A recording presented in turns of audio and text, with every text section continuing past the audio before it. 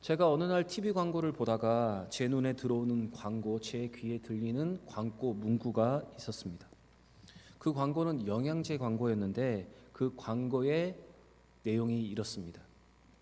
먹는 날과 먹지 않은 날의 차이를 한번 경험해 보세요. 먹는 날과 먹지 않은 날의 차이를 한번 경험해 보세요. 혹시 어떤 광고인지 아시겠습니까? 제 귀에 쏙 들어와서 이 회사가 이 광고 카피, 광고 문구를 언제부터 사용했는지를 제가 한번 검색해 보았습니다. 그런데 2010년부터 지금까지 15년 동안을 일관되게 이 광고 문구를 사용하고 있는 회사였습니다. 이 광고의 내용은 먹는 날과 먹지 않은 날의 차이, 일상에서 느끼는 이 활력을 한번 경험해 보라는 내용이었습니다. 제가 예전에 특별 새벽 기도를 진행할 때 제가 여러분에게 한번 이렇게 믿음으로 도전한 적이 있습니다. 기도하며 시작한 하루와 기도하지 않고 시작한 하루의 차이를 한번 느껴보시기 바랍니다. 저는 여러분 오늘 이 영양제 광고의 이 카피와 또한 믿음의 도전으로 다시 한번 여러분에게 도전합니다. 사랑하는 여러분, 수요 예배를 드린 한 주와 수요 예배를 드리지 않은 한 주의 차이를 한번 여러분 느껴보시기를 바랍니다. 우리는 믿음의 사람입니다. 그리고 우리는 예배자입니다.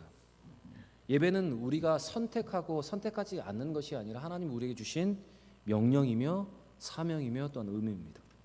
오늘 이 수요 예배를 드림을 통해서 특별하게 부어지는 은혜와 은총을 그리고 하나님의 능력을 경험할 수 있는 우리 모두가 되기를 바랍니다. 많은 분들께 사실 오늘 여기 계신 분이 들어야 하는 것이 아니라 수요 예배 안 오신 분들이 들어야 하는데 많은 분들 여러분 수요 예배 한번 전도해 보시고 이 특별히 주시는 그 은혜를 함께 경험을 통해서 이 수요 예배가 더 부흥되는 은혜가 우리 교회 가운데 있기를 원합니다. 우리 옆에 분과 한번 이렇게 인사했으면 좋겠습니다. 수요 예배에 특별한 은혜가 있습니다. 이렇게 인사하겠습니다. 수요 예배에 특별한 은혜가 있습니다. 여러분 이렇게 인사를 다음 주일에 한번 하시면서 전도를 하시기 바랍니다. 다시 한번 인사하겠습니다. 수요 예배를 드리는 한 주와 드리지 않은 한 주의 차이를 한번 느껴보시기 바랍니다. 인사하겠습니다. 수요 예배를 드리는 한 주와 드리지 않은 한 주의 차이를 느껴보시기 바랍니다. 여러분 오늘 주시는 특별한 이 수요 예배만 주시는 특별한 은혜를 귀하게 누리는 그 응답을 누리는 우리 모두가 되기를 바랍니다. 우리는 지난 시간에 예수님께서 갈릴리 가버나움에서 말씀을 전하실 때 그 말씀의 능력과 하나님께서 예수 그리스도에게 주신 그 능력으로 말미암아 귀신이 떠나간 사건에 대해서 말씀을 드렸습니다. 그러면서 예수님께서 처음 베푸신 기적이 바로 영혼을 치유하는 기적이었음을 말씀드리면서 예수님이 하나님이 주신 권세로 우리의 영혼을 치유하시는 분이라고 함께 은혜를 나누었습니다. 오늘은 예수님의 권세는 우리의 영혼뿐만 아니라 우리의 육체 또한 치유하시는 분이심을 오늘 우리가 말씀을 통해서 함께 나누기를 원합니다. 예수님은 회당에서 귀신 들려있는 자에게 있는 귀신을 쫓아내신 후에 곧바로 베드로의 집으로 향하셨습니다. 그런데 베드로의 집에 들어갔을 때 베드로의 장모가 열병으로 고통을 받고 있었습니다. 사람들은 예수님께 이 병 고쳐주시기를 구하였고 예수님은 그 병을 고쳐주셨습니다. 그것이 오늘 38절과 39절의 말씀입니다. 그런데 이 말씀을 잘 보시면 아마도 예수님은 공생의 사역을 하시면서 이 가버나움 사역을 하실 때 시몬 베드로의 집에 머물고 계셨던 것 같습니다. 그래서 사역을 마치시고 숙소로 돌아가셨고 그 집에서 일어나고 있는 이 육체의 질병의 문제를 보게 된 것입니다. 예수님은 시몬 베드로의 장모가 앓고 있는 이 병을 고쳐주셨습니다. 앞에서 예수님께서 회당에서 귀신 들린 자를 쫓아내실 때도 쫓아내심으로 영혼의 문제를 치유하셨다면 이제는 이 시몬의 장모의 열병을 고쳐주신 것은 바로 육체의 문제, 육체의 질병을 고쳐주신 것입니다. 예수님의 공생의 첫 번째 기적이 영혼을 치유하시는 것이었다면 두 번째 기적은 육체의 문제를, 육체를 치유하시는 사건이었습니다. 이어지는 말씀에서도 베드로의 장모의 열병만 치료하는 것이 아니라 그 집으로 몰려들었던 수많은 환자들이 예수님을 찾아왔을 때도 예수는 그 병자들의 위에 일일이 안수하시고 그들의 병을 고치신 내용이 기록되어 있습니다.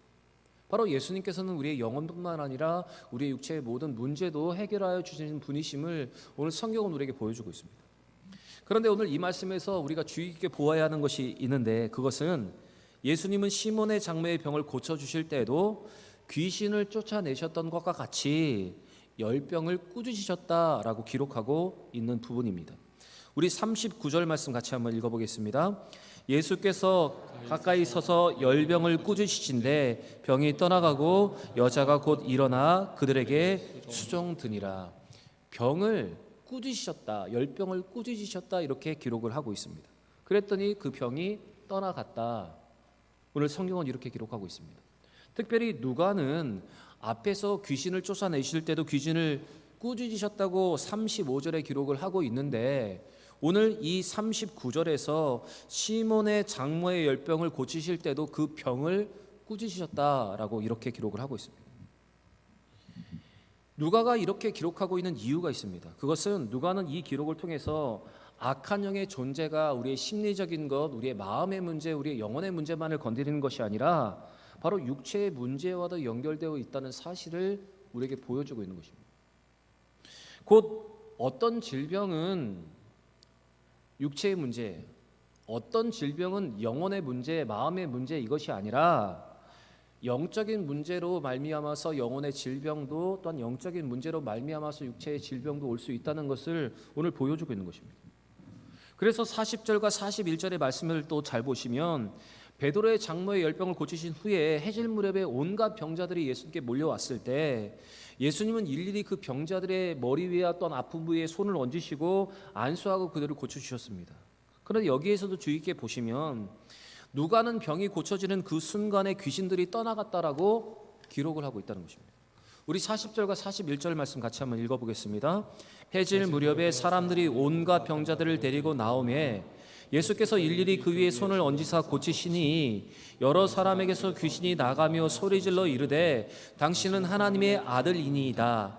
예수께서 꾸짖으사 그들의 말함을 허락하지 아니하시니 이는 자기를 그리스도인 줄 알미러라. 예수님께서 병자들의 병을 고치셨다, 안수하여 고치셨다고 말하고 있는데 누가는 이 모든 사건 속에서 귀신들이 그 순간에 떠나갔다 이렇게 기록함을 통해서 육체의 질병도 악한 영의 존재와 연결되어 있다는 사실을, 연관되어 있다는 사실을 분명하게 밝히고 있는 것입니다. 이렇게 악한 영의 역사로 귀신 들리고 영혼의 병 들고 육체의 병도 걸려 있는 병자들 모두를 예수님께서는 치유하셨습니다. 오늘 이 말씀에서 우리는 예수님은 영혼의 문제도 육체의 모든 문제도 꾸짖으셔서 그 병에서 노임을 받게 하시는 분이라는 사실을 우리는 깨닫게 됩니다. 여러분, 우리 예수님의 권세는 영혼의 회복뿐만 아니라 육체도 회복시킬 수 있습니다. 예수님의 권세는 우리의 육체를 괴롭게 하는 모든 질병을 쫓아내실 수 있다는 것입니다. 그래서 우리는 오늘도 혹시 우리에게 찾아온 마음의 병이 있고 우리의 영혼의 병이 있고 혹시 육체의 질병이 있다 할지라도 오늘 우리는 그 예수의 이름으로 그 병들을 꾸짖고 예수의 이름으로 그 병을 쫓아낼 수 있다는 것입니다. 우리는 이 말씀에서 다시 한번 기억해야 합니다.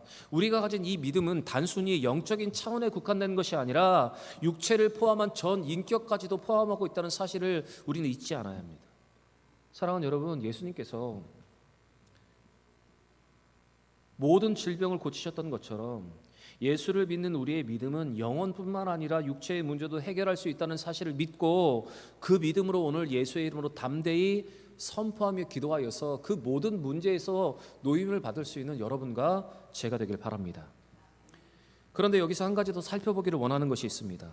40절 말씀을 보시면 예수님께서는 시몬의 장모의 열병을 고치신 후에 해질 무렵에 많은 사람들이 소문을 듣고 이제 예수님께로 몰려왔을 때 온갖 병자들을 다 집으로 데리고 왔습니다. 그때 예수님이 일일이 그 사람들의 병든 부분에 또한 그들의 머리에 손을 얹으시고 모든 것을 고쳐주시다 기록을 하고 있습니다. 여러분, 노랗게 표시된 부분을 주의해서 한번 40절 말씀을 같이 한번 읽어보겠습니다.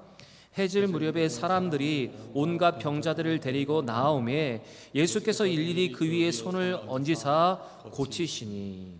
여러분, 여기에 보시면 온갖 병자들을 데리고 왔다라고 기록을 하고 있는데 이 기록은 예수님께서 어떤 병이든 다 고치셨다라는 기록입니다. 여기서 온갖 병들은 과거에도 있었고 현재에도 있는 모든 질병을 다 포함하는 것입니다. 예수님께서는 어떤 병을 고치시고 어떤 병은 못 고치셨다 이것이 아니라 예수님께서 모든 병을 다 고치셨다 오늘 성경은 이렇게 기록하고 있는 것입니다. 오늘 이 기록은 예수님께서 모든 인류에게 치유와 회복을 주기 위해 원하시는 분이심을 분명하게 드러내 보여 있고, 예수님께서는 어떤 질병이든 다 고칠 수 있는 분이시라는 사실을 우리에게 보여주고 있습니다.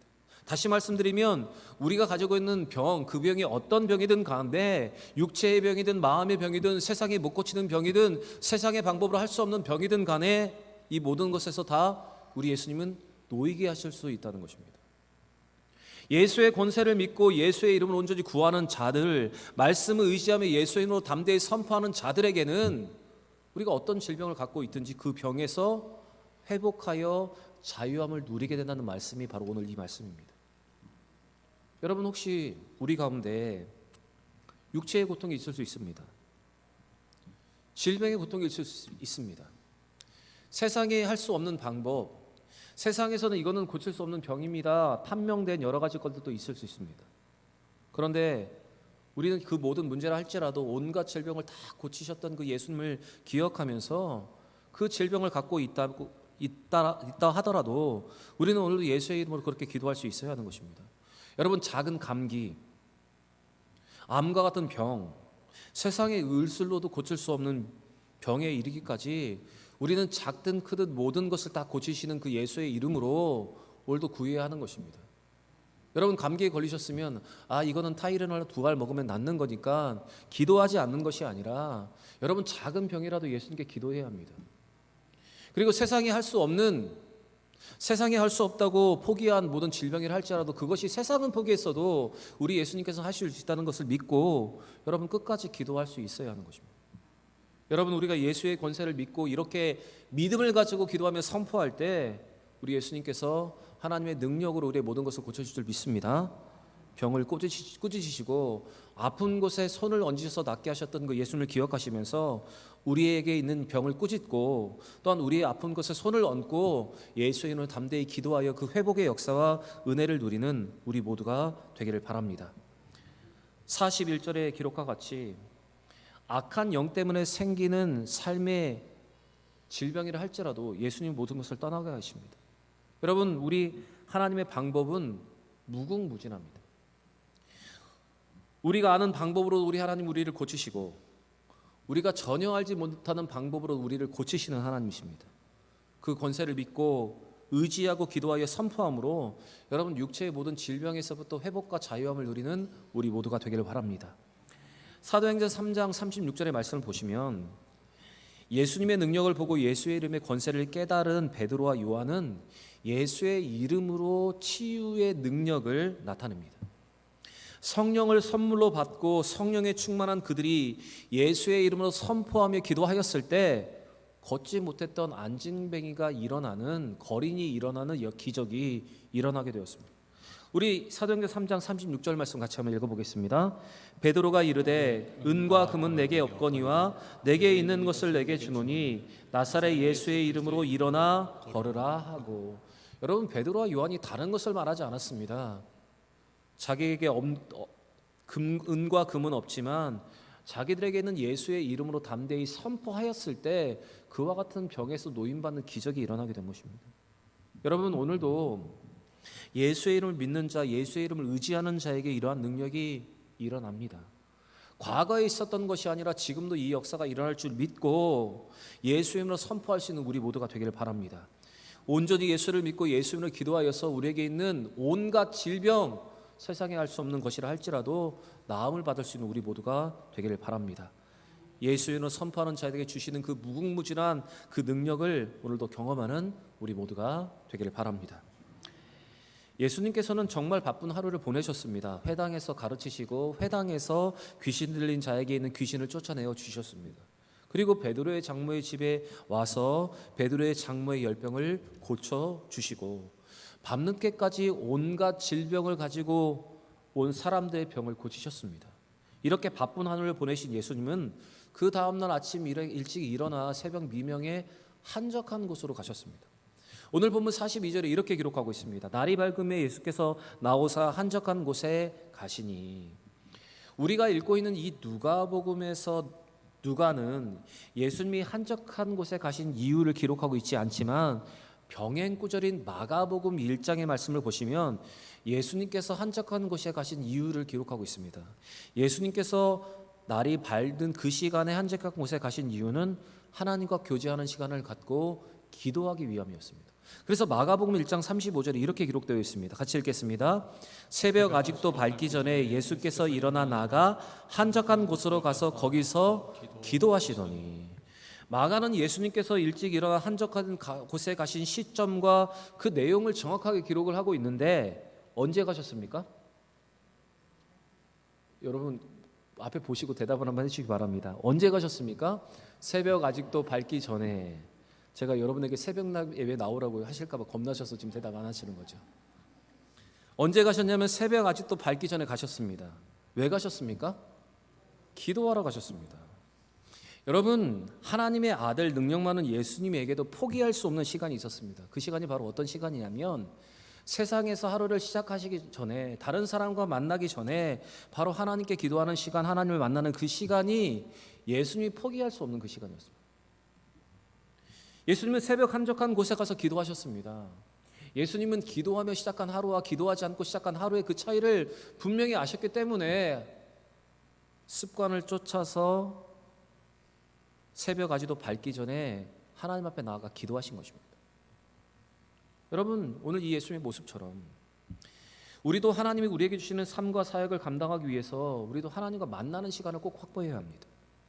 그리고 지속적으로 하나님 앞에 기도하며 하나님의 만나는 시간을 가져야 합니다. 하나님과 만나는 시간, 기도하는 시간을 통해서 우리는 하나님의 능력을, 또한 하나님의 은혜를, 또한 하나님의 지혜를 얻어야 우리에게 맡겨진 사역과 우리의 삶을 감당할 수 있고 지혜롭게 그 모든 일을 해결할 수 있는 것입니다. 사랑하는 여러분, 기도하며 시작한 하루와 기도하지 않고 시작한 하루의 차이를 오늘 이 예수님이 아시고 기도하셨던 것처럼 우리도 그렇게 그 차이를 누릴 수 있는 믿음의 하루가 되기를 바랍니다. 이렇게 예수님께서 한적한 곳에 기도하실 그때에 가버나움 사람들이 예수님을 찾았습니다. 그들이 예수님을 찾았던 이유가 있었는데 그 이유는 예수님께서 그 가버나움을 떠나지 않고 계속해서 머물러 주시기를 바랐기 때문입니다. 42절 말씀 같이 한번 읽어보겠습니다. 42절입니다. 날이 밝음에 예수께서 나오사 한적한 곳에 가시니 무리가 찾다가 만나서 자기들에게서 떠나지 못하게 만류하려 하매. 그들은 예수님께서 그 곳에 머물기를 바랬습니다. 그래서 예수님 떠나지 마십시오, 여기에 머물러 주십시오, 그래서 예수님을 만류하려 하였습니다. 그들이 이렇게 예수님을 떠나지 못하게 했던 이유는 바로 예수를 독점하기 위함이었습니다. 그들은 예수님께서 주신 말씀과 베푸신 기적을 보고 그 말씀과 기적을 자기들만 누리기 위해서 독점하기를 바랐기 때문에 예수님을 떠나지 못하게 하고 있었다는 것입니다. 그러나 예수님은 내가 다른 동네에서도 하나님 나라의 복음을 전해야 한다고 말씀하시며 가버나움을 떠나 갈릴리의 여러 회당에서 가르치시고 전도를 하셨습니다. 여러분, 가버나움은 갈릴리 호수가 있는데 제가 봤던 우리나라의 호수 중에 제가 봤던 호수는 무량저수지가, 논산에 있는 무량저수지가 가장 큰데 그 저수지 한 3배 정도 되는 크기였습니다. 그래서 가버나움은 그 바닷가 옆에 있는 작은 마을이었고 그 바닷가를 중심으로 한 곳 또 한 곳 이렇게 마을이 형성되어 있습니다. 예수님께서는 그곳에 계속 머물지 않고 다른 곳에 가셔서 말씀을 전하기를 원하셨습니다. 그래서 다른 곳에 가셔서 갈릴리 여러 회당에서 전도를 하셨다. 오늘 성경은 이렇게 기록을 하고 있습니다. 우리 43절과 44절의 말씀 같이 한번 읽어보겠습니다. 예수께서 이르시되 내가 다른 동네들에서도 하나님 나라의 복음을 전하여 하리니 나는 이 일을 위하여 보내심을 받았노라 하시고 갈릴리 여러 회당에서 전도하시더라. 예수님 당시에 참 선지자와 거짓 선지자를 구분하는 한 가지의 기준이 있었습니다. 참 선지자는 한 곳에 오래 머물지 않습니다. 왜냐하면 하나님의 나라와 그의 복음을 빨리 전해야 하기 때문에, 바쁘기 때문에 한 곳에 오래 머물지 않고 또 다른 동네로 가서 복음을 선포하는 사람이 참 선지자였습니다. 그러나 그래서 한 곳에 3일 이상 머물지 않는 것, 그것이 바로 참 선지자와 거짓 선지자를 구분하는 방법이었습니다. 그래서 3일 이상 머물지 않는 선지자는 참 선지자, 그리고 그 사람들이 대접해 주는 것이 좋으니 그곳에 계속 눌러서 사는 사람들을 거짓 선지자, 이렇게 평가했던 것입니다. 요한복음 4장의 말씀을 보시면 예수님께서 사마리아 수가성에서 한 여인을 만나 복음을 전하셨습니다. 그때 이 여인이 예수를 알아보고 자기가 메시아를 만났다고 말하면서 동네에 가서 예수를 전했습니다. 그때 많은 사람들이 예수를 메시아로 영접하고 그곳에 머물기를 청하셨고, 예수님께서는 이틀을 그곳에서 유하신 후에 유하시는 동안 그들에게 복음과 말씀을 가르쳐 주셨고 3일째는 떠나셨습니다. 요한은 의도적으로 예수님께서 3일째 떠나셨다는 말을 가지고 예수님께서 참 선지자요 참 메시아이심을 드러내 보여주고 있습니다. 그래서 요한복음 4장 40절부터 43절에 보시면, 특별히 40절에 보시면 예수님께서 거기서 그들이 청하시니까 이틀을 유하셨다 기록을 하고 있고, 그 후에 43절의 말씀을 보시면 이틀이 지나면 예수님께서 거기서 떠나 갈릴리로 가셨다라고 기록을 하고 있습니다. 예수님께서 며칠을 머무셨습니까? 이틀. 3일을 머물지 않고 3일째 떠나셨다는 것입니다. 바로 예수님께서 복음 사역을 위해서 이 땅에 오셨고 참 선지자 메시아로 하나님의 나라를 전도하기 위해서 이 땅에 오신 사명을 그대로 보여주고 있습니다. 그래서 예수님께서는 그 사명 그대로 가버나움에 머물지 않고 떠나기를 원하셨던 것입니다. 그러나 가버나움 사람들은 예수님의 말씀과 그 기적을 보고 지금 예수님을 독점하려고 했던 것입니다. 여러분, 가버나움 사람들의 그 욕심은 결코 사랑이 아닙니다. 그들의 열심 역시 믿음에서 시작된 것이 아닙니다. 왜냐하면 이후에 가버나움 사람들의 반응을 보면 알 수 있는데, 그들은 예수님께서 이와 같은 제안을 하였고 그것이 거절되자 그들은 곧바로 예수님을 불신하기 시작합니다. 그리고 예수님을 증오하게 되기 시작합니다. 그래서 예수님의 갈릴리 중심 사역의 중심지였던 이 가버나움은 불신의 가장 대표적인 마을이 되어버렸습니다. 예수님께서는 가버나움에서 수많은 기적과 가르침을 베푸셨습니다. 중풍병자를 고치시고 백부장의 하인을 낫게 하셨고 베드로의 장병의 병을 고쳐주셨고 여러 병자들을 고치시고 회당에서 귀신 들린 자를 고치셨습니다. 그리고 생명의 떡이라고는 가장 중요한 가르침을 선포하신 곳이 바로 이 가버나움입니다. 그러나 가버나움 사람들은 예수님께 거절을 당하자 예수님의 복음을 듣고도 그 권능을 보고도 회개하지 않고 믿지 않은 마을이 되어버렸습니다. 그래서 마태복음 11장 23절과 24절에서 예수님은 이 가버나움을 향해서 저주를 하시는데 소돔 고모라보다 더 못한 곳이다, 예수님께 이렇게 말씀하십니다. 자, 마태복음 11장 23절과 24절 우리 또박또박 같이 한번 읽어보겠습니다. 가버나움아, 내가 하늘에까지 높아지겠느냐? 음부에까지 낮아지리라. 내가 행한 모든 권능을 소돔에서 행하였더라면 그 성이 오늘까지 있었으리라. 내가 너에게 이르노니 심판날에 소돔 땅이 너보다 견디기 쉬우니라 하시니라. 여러분, 지금 뭐라고 저주하고 계십니까? 소돔 땅보다 더한 사람들이다, 이렇게 말씀하고 계시는 것입니다. 여러분, 우리는 이 말씀 속에서 우리 속에 있는 신앙적인 일에 대한 열심이 혹시 이 가버나움 사람들의 그것과 같은 것이 아닌지를 한번 점검해 보아야 합니다. 자기의 제안이 거절당하고 혹시 우리도 예수님을 저버리고 있지 않는지, 우리가 기도를 하였는데 하나님께서 응답하지 않으셨다고 하면서 하나님을 원망하고 있지는 않은지, 믿음이 생기기도 전에 그것이 도리어 불신앙으로 바뀌고 있지 않은지 우리는 우리 스스로를 한번 점검해 보아야 하는 것입니다. 사랑하는 여러분, 만약 우리에게 이러한 연약함이 있다면 표적과 기사만 보면서 예수님을 독점하려 했던 이 연약함을 벗어버리고 예수를 온전한 메시아로 영접하고 대승적 차원에서 하나님 나라의 관점에서 예수를 온전히 보내드릴 수 있는 믿음의 모습 또한 우리 가운데 있어야 하는 것입니다. 그리고 만약 우리에게 이와 같은 사람의 모습처럼 만약 우리가 무엇을 제안하였는데 그것을 거절당해서 우리의 마음에 완고한 마음이 생기고 영적인 교만함이 생겼다면 그것 또한 내려놓고 이제는 겸손한 마음으로 우리는 주님 앞으로 나아갈 수 있어야 하는 것입니다. 사랑하는 여러분, 가버나움 사람들과 같이 우리도 그렇게 될 수 있다는 사실을 여러분 기억하시고 염두에 두시고 주의하면서 살아갈 수 있는 이 사람들의 모습을 같이 살아가지 않는 우리 모두가 되기를 바랍니다. 사랑하는 여러분, 오늘 주시는 이 말씀을 기억하면서 우리의 모든 문제가 영적인 문제부터 시작된다는 사실을 기억하시면서 먼저 영을 건강하게 하고 우리 육체를 건강하게 할 수 있는 우리 모두가 되기를 바랍니다.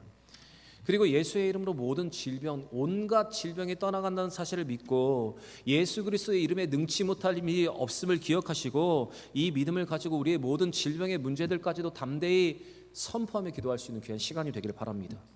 그리고 가버나움 사람들과 같이 표적에 꽂혀서 예수님을 독점하려 했던 그 연약한 신앙을 벗어버리고 더 겸손하게 예수를 메시아로 영접할 수 있는 우리 모두가 되기를 바랍니다. 오늘 주시는 이 말씀으로 더 큰 은혜와 감격과 우리를 돌아보는 귀한 시간이 되기를 원하고, 특별히 이 수요일에 우리에게 특별하게 주시는 이 은혜를와 기도의 응답을 누림을 통해서 이 수요 예배를 드리는 한 주와 드리지 않는 한 주의 그 풍성한 은혜를 경험하는 우리 모두가 되기를 바랍니다. 오늘 이 특별한 은혜와 응답이 여러분 가운데 또한 이 자리 가운데 풍성히 임하기를 우리 구주 예수 그리스도의 이름으로 간절히 축원합니다.